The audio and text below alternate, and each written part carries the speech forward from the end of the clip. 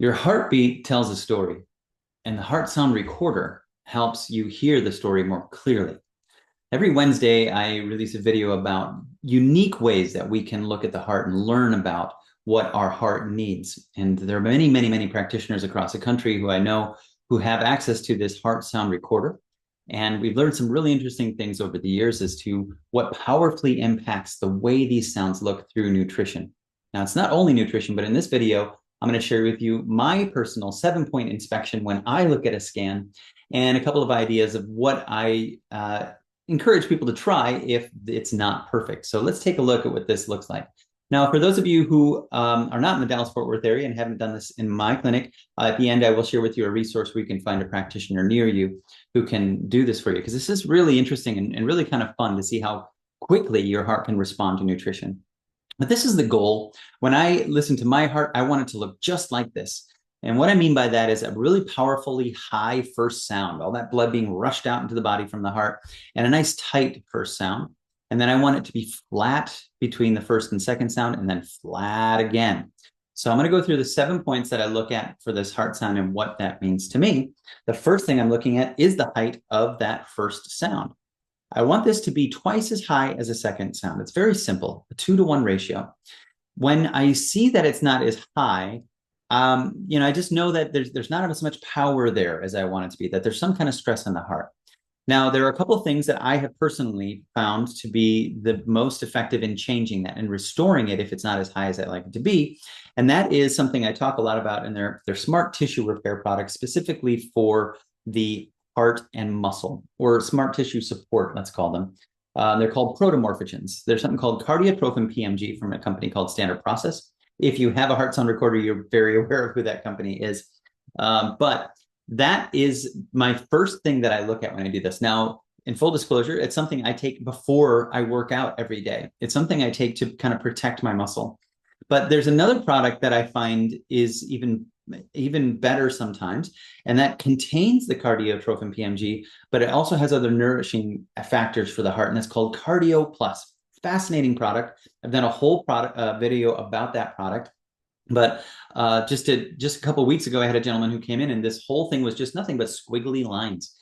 And so I asked him to eat, and I always say eat because these are foods, okay, that we're giving them.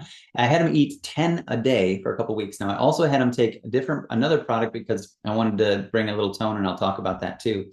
And after he came back, we were able to redo it, and we had a much better result. It actually looked almost just like this, which was phenomenal in 2 weeks that he was to get such a great change. So that height of the first sound is very important to me.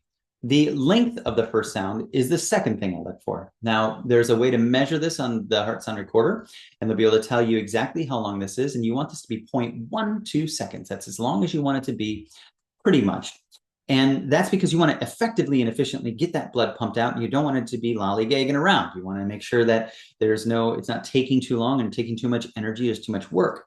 And usually that does speak to the tone of the muscle, that we do not have of what we need to keep the tone nice and strong so that it can pump that out.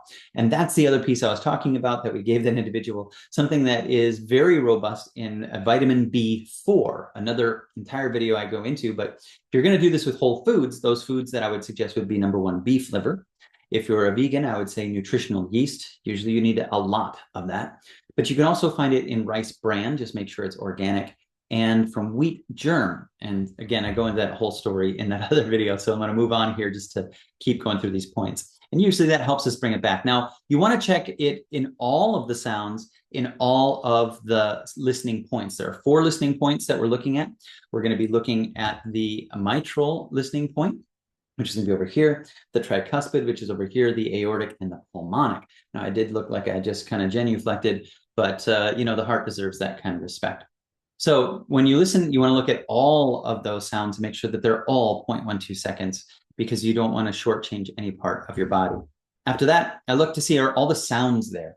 Now, this one's really fun and interesting. What I mean by that is oftentimes you'll have a first sound, but no second sound at all. Now, don't be alarmed by that. That's just a kind of an indication that perhaps there's not enough calcium in the muscle tissue. And I say that because I had a big slew of people coming in over and over again, and they were all missing the second sound. And I learned to ask them post learning about how to fight off viruses. How much vitamin D did you take that day? A lot of people who take a lot of vitamin D can experience muscle cramps, like in their calves or their feet or other places, because they're pulling too much calcium out of the tissue and into the blood. And that shows up very clearly by there not being that second sound, or at least that's what I find the correlation. And for those of you who are standard process practitioners watching this, of course, I have them chew up some cataplex F, as in fats. We need those essential fats to be able to bring that calcium back into the muscle. And you can see very quickly how that second sound come back. It's very exciting and very cool to see that. Sometimes it has to do with calcium. Maybe they do need a calcium, like a calcium lactate. And sometimes it may be that they need something called Calma Plus, but that's just for those of you who are in the know.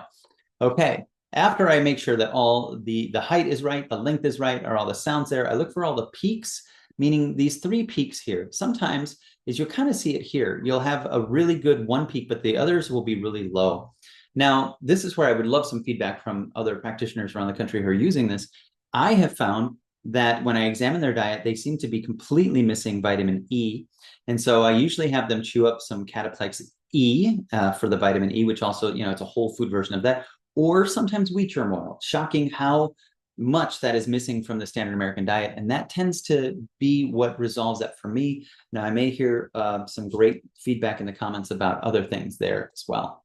Then I look at this work to rest ratio. The work to rest ratio means this is where it's resting and this is where it's working. And I've been told that if you live to be 167 years of that, this should be rested. So I'm guessing that's about 67% of what we've got going on there. Now, sometimes this length, the working will be the same length as the resting. Now, of course, that means that person is pumping too fast and we need to calm them down. They usually need calming minerals like calcium and magnesium, potassium. That's usually what I would be looking at for an individual who has it too fast. But sometimes you'll see that this one is actually 3 times the length of this. This should be twice as long as this. 2-to-1 ratios is what we're always looking at. And then you want to think about those things that they may need to help accelerate. So usually that's going to be phosphorus. Phosphorus is, 3 parts of ATP for your energy production. And it's surprising to me how often people are showing signs of low phosphorus for themselves. Now, the third thing that I look at here is whether or not the hypothalamus is where feeling good, because that's the conductor for the orchestra, right? That's the one that keeps everything on the tempo. There's so many things that the hypothalamus is in charge of in the body. And if it gets dysregulated through stress or chemical stress or any type of stress, then that can change this sound. And so luckily we have these really awesome tools to be able to help support the hypothalamus to be able to let it get back to normal. And when it comes to the sound here anyway, and so sometimes hypothalamus PMG or hypothalamus might be something that you want to look at there. So the 6th point I look at is the second sound in the aortic. We want to make sure that the second sound is lower, but sometimes you'll see a high second sound in the aortic. And this is where I have found I need to put attention on their digestion. That means just making sure that there's so much there. That's a whole longer conversation, but I would look at their digestion. And then the high second sound in the pulmonic, I would be looking at the same thing. If it's too high here, higher than the first sound, or as high as the first sound, that I usually start to talk to them about how hard they're living and whether or not their adrenals are being abused or overused. Okay, so that is the heart sound recording 7-point inspection. And this is where you can find more information about the heart sound recording. You can see that there are resources up here and even a find practitioner option up there. So you can go to hsrinfo.com and then you can go to find a practitioner and you'll be able to find there are many people around the country who have access to this super cool, awesome option that it's really kind of fun to see how quickly your body can respond to nutrition. And I often talk about this, that the heart, as they say in here, does eat first. And it's interesting that you can see how quickly it responds to that. But also remember that just because you've satisfied the nutrients of the heart doesn't mean that you've satisfied them for the rest of your body. Oftentimes you'll see people who have conditions that they're not talking about because they're on their feet. And that is a sign that you may not be getting enough nutrition all the way to your feet. So just keep that in mind when you're looking at the heart sound recording. It's just talking about what's going on in the heart. It's not necessarily giving you information about nutrients for your whole body. Okay, I hope this is helpful. Next week, I'm actually going to go into this one, the coronary artery calcification, which is another thing that I think enough people not enough people know about, and more people do need to know about. So look for that one next week, and I look forward to more of your questions.